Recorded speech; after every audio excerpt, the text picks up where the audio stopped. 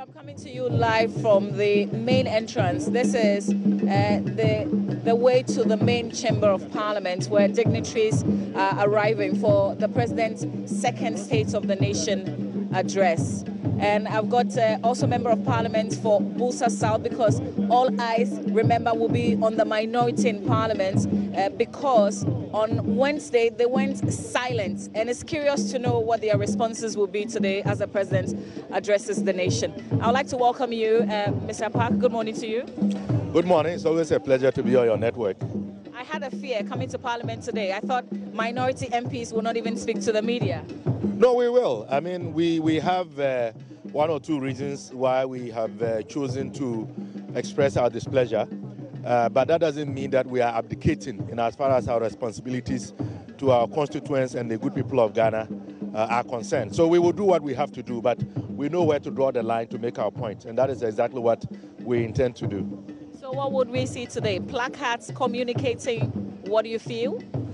As I speak to you now, there is no, if you like, concerted effort to do any of such. But, you know, these kinds of events and activities have lives of their own.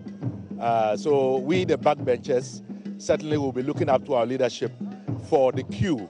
Whatever our leadership think would be appropriate for us to do, serving our nation, dispensing our responsibilities, and yet making our point known about being ill-treated and disrespected. I think that we would demonstrate that for the good people of Ghana to see. But whatever happens, I think it is going to inure to the interest of our democracy. But let's look at what you're going through as minority in parliament. Isn't that to be expected, really? You are not the majority. Well, we have a role to play. It has always been the case that, you know, our form of democracy creates room for the majority and the minority. But we also know that since the beginnings of the Fourth Republic, it seems to be the case that every minority has to struggle hard to be given the space and the recognition to make its contribution. And I don't think that is auguring well for our democracy. So we have decided that this time be the end of that practice.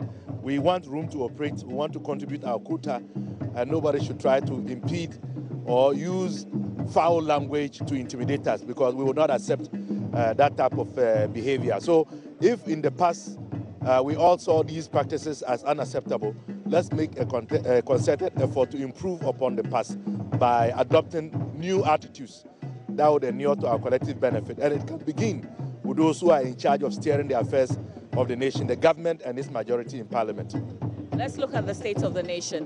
What would you say has worked for you in terms of Nana Akufo-Addo's second year? Well, so far it is very difficult to identify any single activity or policy proposal that has been implemented to the full satisfaction of government, let alone those of us in opposition.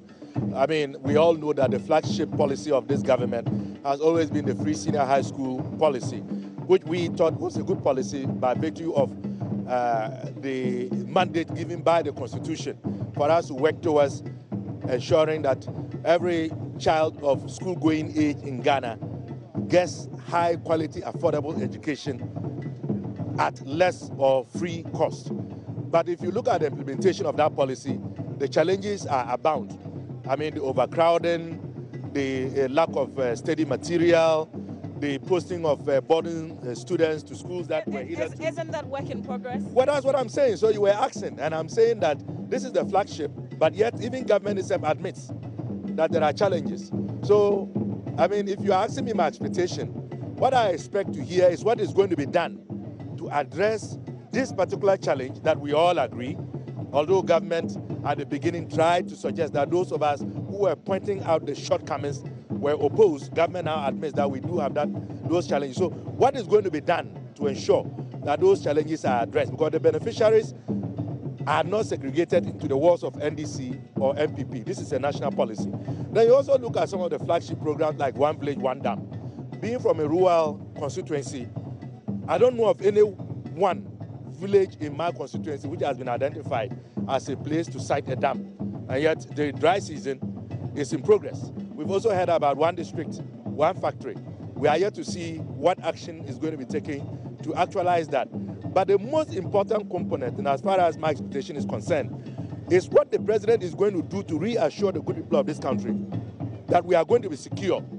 Security is the most fundamental ingredient for any type of development. So we can have our dreams. You took critical action with the Upper West Regional Minister not too long ago. That is a step in the right direction. Well, we can say better late than never. Our leader has commended the president for at least, for the first time, putting his foot on the ground. But what of all of the other incidents that occurred before that? What of those that are still occurring? So the point is that the president needs to let us know that when he takes the oath of allegiance, the oath of loyalty, the oath of secrecy, and holds up and swears to be a president for all, that security is the primary responsibility that we expect him to deliver. And to be honest, independent assessors, independent-minded Ghanaians, even members of the opposition will tell you that if you look at the tenure of the current president from when he took over to date, matters of security of this nation have been very shaky, and we have to insist that he does what is right to ensure that we can be secure so that we can go on to do our best for our people and for our nation. And that also includes making sure that recognized state institutions provide security for Parliament, not elements suspected to belong to vigilante forces. We thank you very much, Mr. Clement Apaak. That's Member of Parliament for Busa South.